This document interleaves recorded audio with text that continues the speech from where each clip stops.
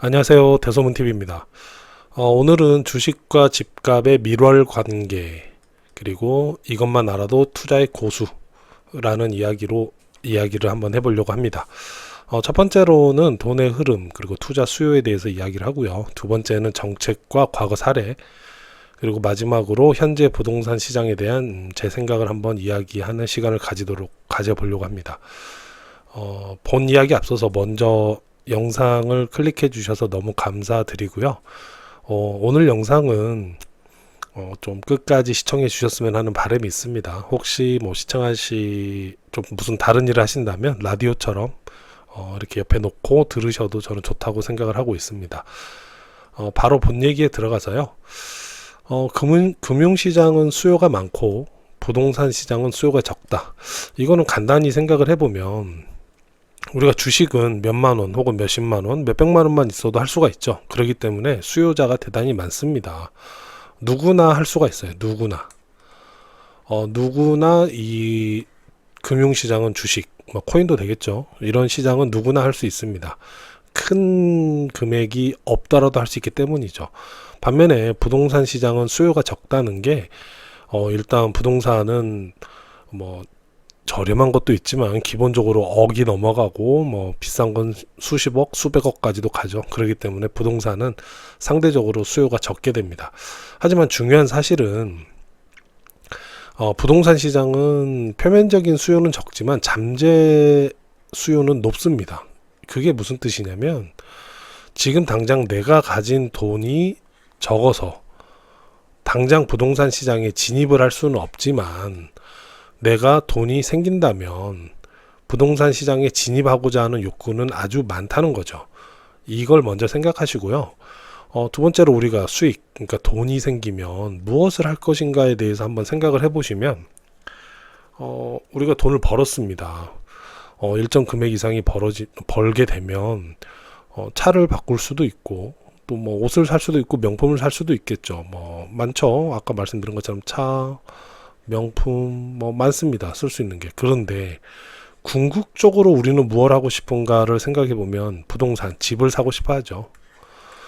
그렇기 때문에 아까 말씀드린 것처럼 꼭 부동산 시장에서 수익이 나지 않더라도 다른 곳에서 수익이 발생을 하면 궁극적으로는 집을 향해 가게 돼 있습니다. 그 말은 수익이 발생을 하면 집값도 같이 올라갈 수 있다. 또 부동산 시장이 활성화될 수 있다라는 얘기가 되겠죠. 이에 관한 한번 정책을 보면요.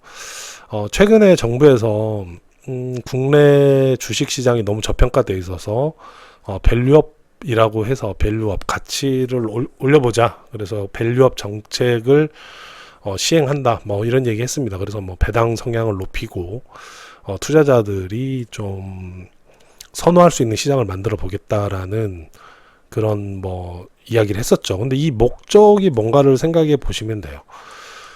표면적인 목적은 한국의 코스피죠. 코스피나 코스닥 시장을 이렇게 주식 시장을 올려서 좀 제대로 된 평가를 받고 싶다. 항상 뭐 코리아 디스카운트니 뭐 한국 주식시장은 항상 저평가되니 뭐 이런 얘기가 아니라 제대로 평가를 받고 싶다. 이게 표면적인 목적이라고 얘기는 하지만 실제적으로는 이 주식이 올라가고 재평가를 받아서 수익이 많이 발생을 하면 자연스럽게 부동산 시장이 지금 침체기죠. 이게 좀 더 화랑으로 올라갈 수 있다는 거죠. 부동산 시장이 회복을 할 수 있다는 숨겨진 의도가 있다고 저는 생각을 하고 있습니다. 이거에 대해서 한번 과거 사례를 보면요. 우리가 많이들 요즘 많은 분들이 얘기를 하세요. 2008년 이제 서프라임 모기지 사태가 일어났고 보시면은 1년 동안 주식이 대폭락을 합니다. 주식만 폭락은 한 건 아니고 바로 그 부동산도 대폭락을 하게 되죠. 그래서 실제 우리가 부동산의 암흑기를 2008년부터 2014년 초반까지로 많이 잡습니다. 2004년부터 회복세로 넘어갔으니까요. 근데 물론 뭐 중간에 2009년에 잠깐 반짝인 적도 있었죠. 지금처럼. 그렇지만 전체적으로는 2008년부터 2013년 말까지 그때를 이제 부동산 하락기라고 얘기를 합니다. 근데 여기서 중요한 사실은 여기서 한번 보시면 2009년도부터 해서 2011년 거의 후반, 중반까지 주식이 엄청나게 올라갑니다. 이 주식이 엄청나게 올라가는 이 시점을 한번 보시고요. 방금 말씀드린 것처럼 2009년 초부터 2011년 중반쯤 넘어가는 시점이죠. 요거를 한번 보시면요. 2008년 서브프라임 모기지 이 시점에는 미분양이 이렇게 올라갑니다. 당연하죠. 부동산도 같이 침체기였기 때문에. 그런데 2009년이죠. 2009년 이 시점에 주식이 올라가서 한참 상승기를 타던 이 시점까지 어떻게 되나요? 미분양 물량이 계속 줄어듭니다. 많은 그 부동산 전문가라든가 이런 분들은 부동산 시장은 부동산 시장만 가지고 분석을 하고 주식 시장은 주식 시장만 가지고 분석을 하는데 투자 시장이라는 거는 주식 뭐 요즘은 코인도 있죠. 코인, 주식 뭐 다양한 다른 것들도 있지만 대표적으로 주식, 코인 그리고 부동산이 서로 맞물려 있다는 거죠.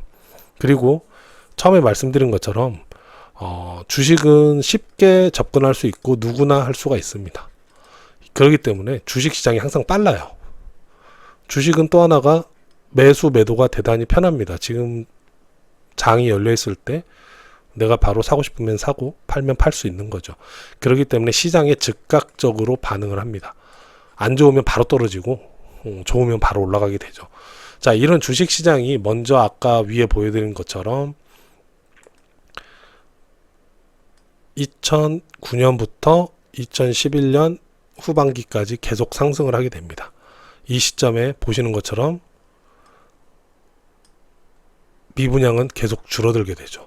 자, 이 말은 아까 말씀드린 것처럼 수익이 돈이 생기면 많은 분들이 그 수익을 가지고 추가 대출을 받든 아니면 그 수익만으로 하든 내가 모아놓은 돈이 있든 집을 산다는 거죠. 집을 사기 때문에 부동산 시장이 다시 좀 더 좋아지는 선행 지표로서 주식 가격을 확인할 수 있다는 얘기입니다.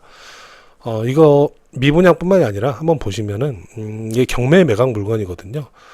근데 위에는 아파트고 밑에는 주거용인데 주거용에는 빌라라든가 뭐 오피스 같이 주거의 대체 물건들이 다 포함이 되어 있는 거예요. 이걸 보시면 여기서 재밌는 사실을 알 수 있거든요. 똑같이 2009년도부터 경매 매각 물건이 계속 줄어듭니다. 이 말은 뭘까요? 누군가 계속 사고 있다는 거죠. 주식이 먼저 올라가고 그 돈이 생긴 돈으로 미분양을 사거나 경매 물건을 산다는 겁니다. 근데 재밌는 거는 주거용 부동산의 경매 물건은 그렇게 아파트처럼 확 줄어들지는 않습니다. 거의 비슷하게 가고 있죠. 뭐 세부적으로 보면 약간 줄어들 수 있어도 거의 비슷하게 가고 있습니다. 그런데 이제 우리가 부동산 상승기인 2014년도부터 확인을 해보면 아파트 경매 매각 물건은 계속 줄어들고 있어요. 그렇죠. 근데 지금까지는 별로 줄어들지 않았던 주거용 부동산 경매 물건도 계속 줄어들게 됩니다. 이게 뜻하는 게 뭐냐면 우선순위입니다. 우리가 집을 구할 때 우선순위로 아파트를 먼저 보고 아파트 물량이 점점 줄어들고 이제 살 게 없어지고 가격이 폭등을 하면 다음으로 빌라라든가 아까 오피스텔이라든가 이런 식으로 다음 차선책인 물건으로 넘어간다는 거죠. 그렇기 때문에 실제 가격이 먼저 움직이는 걸 보면 아파트가 먼저 움직이고 그리고 나서 아파트가 폭등을 해서 너무 비싸다 혹은 아파트의 물량이 점점 없다 그러면 좋은 위치의 빌라 그리고 오피스텔 등으로 다음으로 넘어가는 순서를 보이게 됩니다. 이것만 보셔도 대충 느낌이 오실 텐데 주식이 먼저 오르고 그 다음에 여기서 나오는 돈이 100%는 아니겠지만 분명히 그 수익이 나온 돈이 미분양이든 경매든 혹은 부동산에 나와 있는 매매 물건이든 이런 물건들을 매수를 한다는 거죠. 그쪽으로 돈이 흘러간다는 얘기입니다. 그리고 그 흘러가는 것들이 어느 정도 이상 흘러가서 더 이상 살 물건이 없어지는 물건 품귀 현상이 일어나는 시점에 가격은 폭등을 하게 되는 거죠. 폭등을 하는 시점에는 뭐 다 오릅니다. 주식도 오르고 아파트도 오르고 빌라도 오르고 오피스텔도 오르고 그리고 또 지산 같은 그런 대체 물건, 대체 투자 물건도 오르게 되죠. 하지만 빠질 때는 역순으로 빠집니다. 먼저 올랐던 아파트 먼저 빠지는 게 아니라 요즘 지산이 난리죠. 그러니까 지산이 먼저 빠지고 그리고 오피스텔이 빠지고 빌라가 빠지고 이런 식으로 우선순위에 밀렸던 물건이 늦게 오르고 먼저 빠지는 현상을 보이는 게 바로 부동산이죠. 간단히 오늘 내용을 한번 정리를 해보면요. 많은 분들이 주식이라는 금융 투자 상품과 부동산은 별개로 움직인다고 생각을 하시거든요. 근데 저는 그렇게 생각하지 않습니다. 제가 제 소개에도 있었지만 저는 이제 부동산 개발 업체 관련 일을 대단히 오래 했어요. 이제 제 나이가 있어서 거의 15년 넘게 그 일을 하고 있는데, 어떠한 프로젝트 하나를 하기 위해서는 그 프로젝트가 실패했을 경우에 손해가 너무 막심하기 때문에 정말 시장 상황에 대해서 다양한 데이터와 다양한 상황과 다양한 요소를 고려해서 판단을 하거든요. 그런데 저는 이 주식이라는 부분은 절대 부동산과 별개로 생각할 수 없다는 생각을 많이 하게 됐습니다. 실제 주식이 선행지표로서 선행지표의 역할로서 오르면, 주식이 오른다는 것은 시장에 많은 투자 수요가 움직이고 있다는 뜻이고, 아까도 말씀드렸지만 부동산의 수요는 적어 보이지만 일정 금액이 됐을 때에 부동산 수요로 넘어가고자 하는 잠재 수요는 대단히 많습니다. 그렇기 때문에 주식이 올라가면 자연스럽게 그 수요가 늘어나게 돼서 부동산으로 넘어가고, 그리고 부동산의 가격을 끌어올린다 라는 저는 그런 생각을 가지고 있고요. 실제 시장은 그렇게 움직이고 있습니다. 최근에 지금 일부 지역에서 부동산 가격이 지금 상승을 하고 있죠. 이것 때문에 다시 대세 상승이다 뭐다 이야기가 많이 나오는데요. 저는 그거에 동의하지 않는다. 한 1년, 짧으면 6개월에서 길면 1년은 관망을 해야 된다라는 이야기를 지난 영상에서 했었거든요. 그런데 요 전제 중에 하나가 사실은 부동산이 다시 하락기에서 상승기로 접어들기 위해서는 주가죠. 주가가 저는 전고점인 3,300포인트는 넘어야 분명히 턴어라운드해서 다시 상승기로 갈 수 있다라고 생각을 하고 있습니다. 물론 단순 주가만 올라간다 하여서 그렇게 된다 이렇게 생각하시는 분도 계실 텐데, 실제 주가가 이렇게 올라가기 위해서는 우리 사회의 경제 성장률이라든가 미래에 대한 낙관적인 그런 관점이라든가 또 기업의 실적 등등 많은 부분에서 긍정적인 시그널이 나와야 올라갈 수 있는 것이거든요. 또 하나는 우리가 지금은 많이 힘들죠. 실제 체감적으로는 물가가 올라가고 했던 부분 때문에 많이 힘든데, 그런 부분에서 일단 내 주머니가 조금은 넉넉해졌다라고 했을 때 주가가 올라갈 수 있다고 생각합니다. 그렇게 생각할 때 아직은 주식이 선행지표라고 판단을 하면 주식도 올라가지 않았고, 조금 움직이고는 있지만 올라가지 않았고, 현재 미분양이라든가 경매물건 엄청나게 많이 있습니다.